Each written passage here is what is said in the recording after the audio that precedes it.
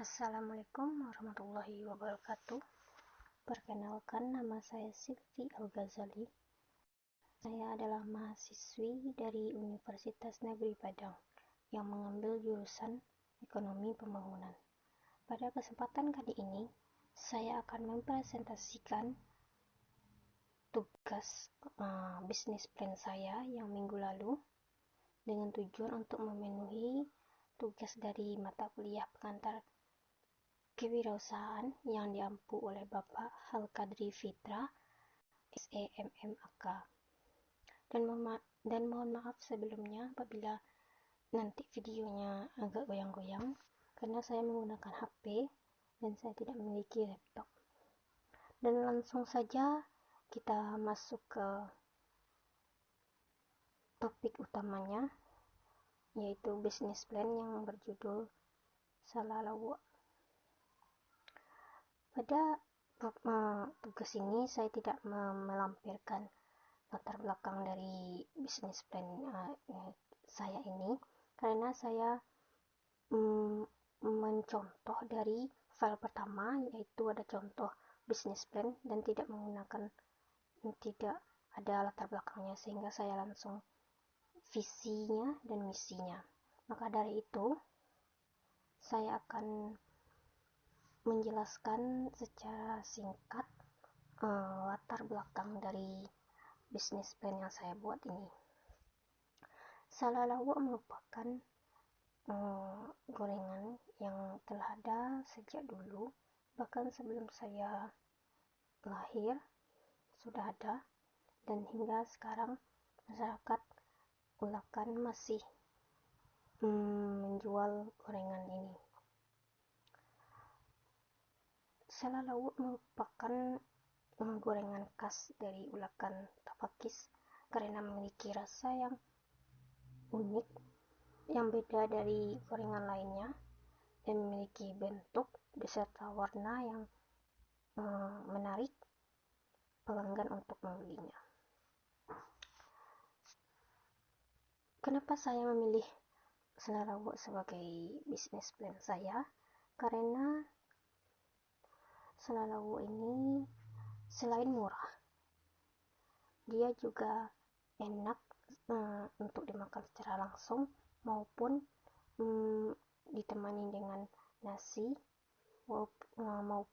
atau bisa ditemani dengan ketupat.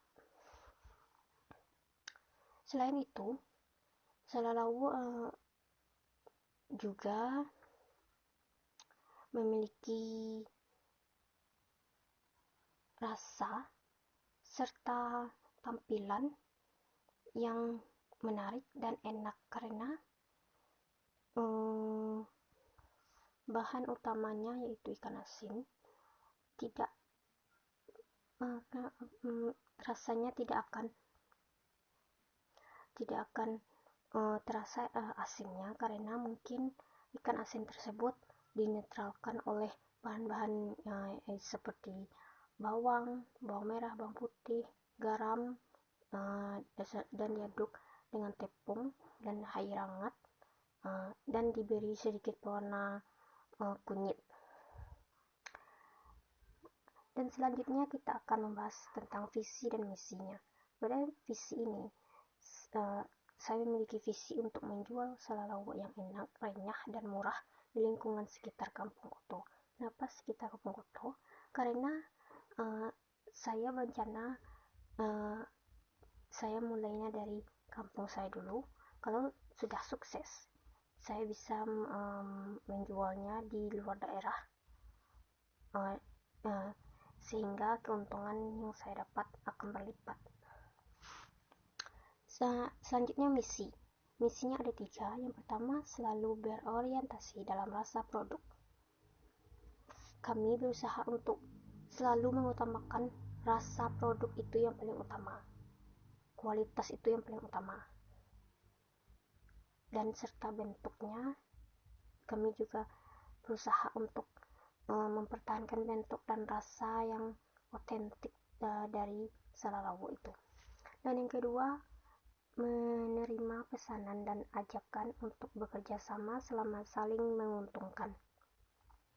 Kami menerima ajakan kerjasama dengan pengusaha lain jika kerjasama tersebut saling mutualisme, yaitu saling menguntungkan dan tidak merugikan pihak manapun. Dan yang terakhir, SOP selalu menjadi prioritas. Selanjutnya, salalawo.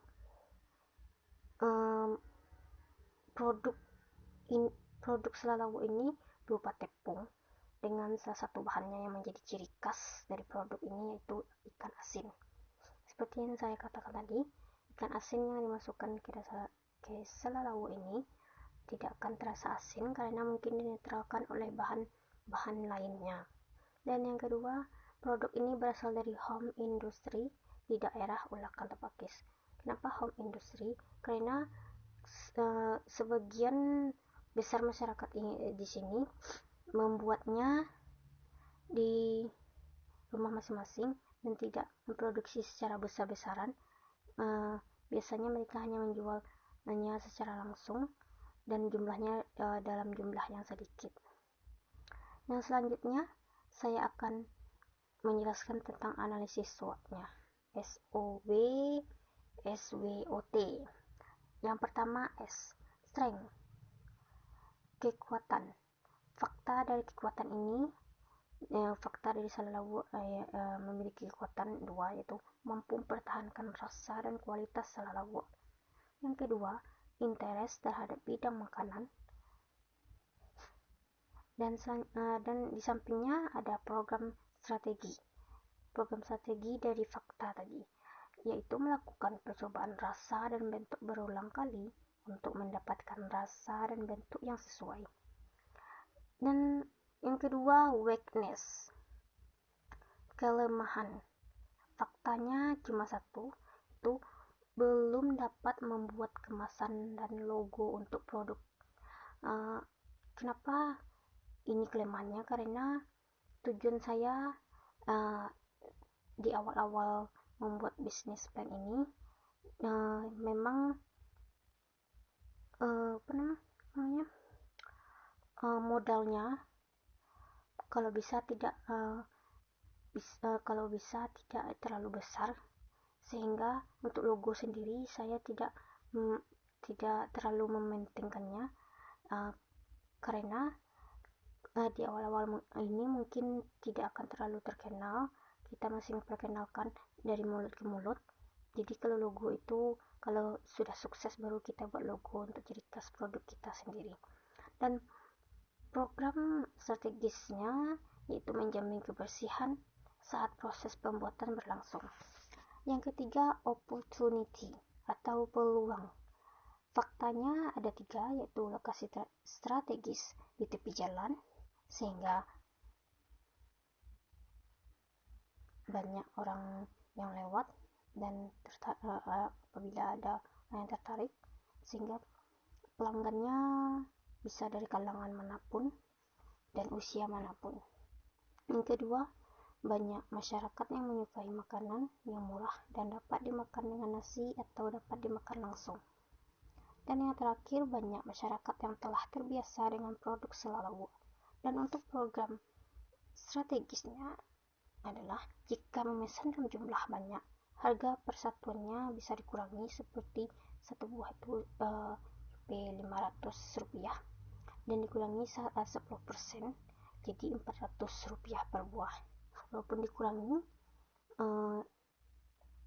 keuntungan yang kita dapatkan masih banyak.